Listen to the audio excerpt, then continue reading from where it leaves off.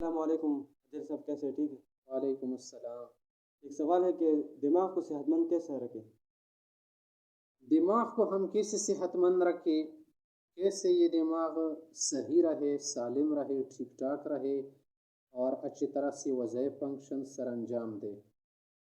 دماغ کی کئی حصے ہیں، ان میں جو یاداشت میموری والا حصہ ہے تو اسے بھی اہم ہے، کیونکہ ہر شخص چاہتا ہے کہ بہت ساری چیزیں اسے یاد رہے۔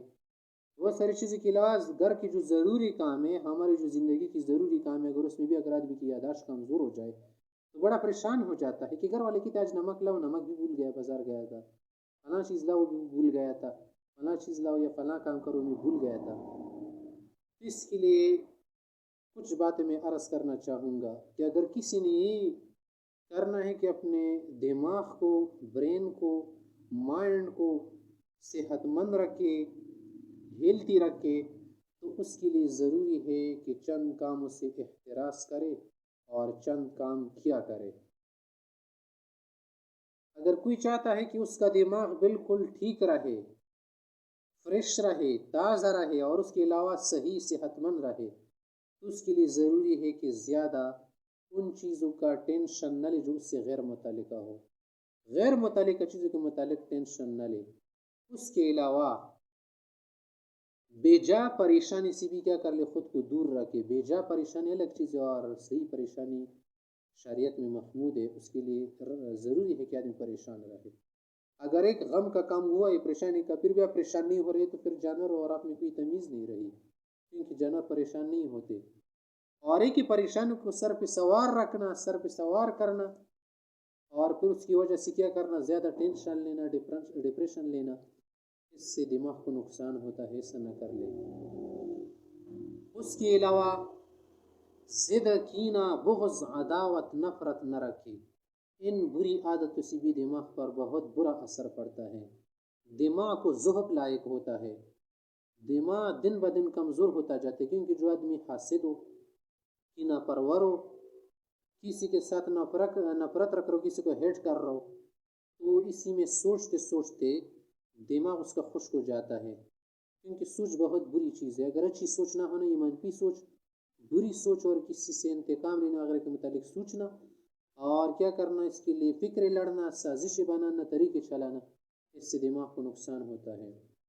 تو لہٰذا یہ کام نہ کر لے کیا، اگر کرنے ہیں نا تو زیادہ پڑھائی کیا کر لے، اس سے دماغ اور کھلتا ہے۔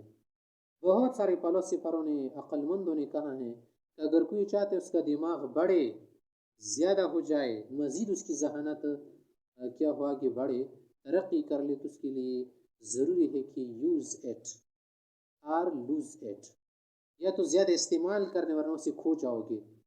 دماغ ربڑ کی طرح ہے، جتنا اسے کیا کرو گے، کھینچو گے اور وسیع ہوتے جائے گا، وسیع ہو جائے گا، کھل جائے گا۔ آپ کا مائنڈ جو ہے کیا ہو جائے گا، براڈ مائنڈ بنو گے، براڈ ہیڈ مائنڈ بنو گے۔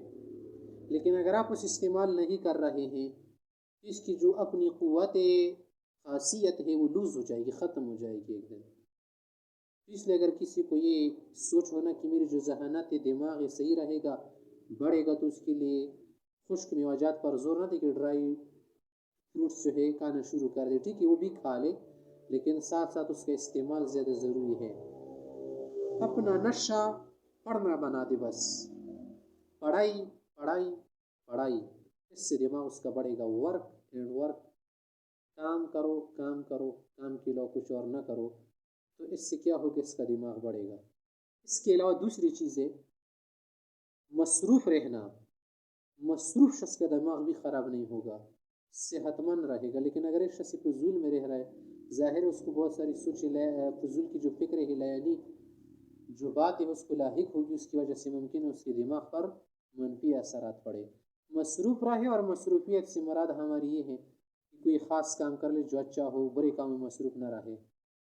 تیسری چیز ہے ورزش کیا کرے۔ اگر کوئی سخت ہارڈ کام نہیں کر رہا تو پھر ورزش کیا کرے۔ ورزش سے پٹے مضبوط ہے اور پٹوں کا تعلق دماغ تک ہے، اس سے اس کا دماغ بھی صحت مند رہے گا۔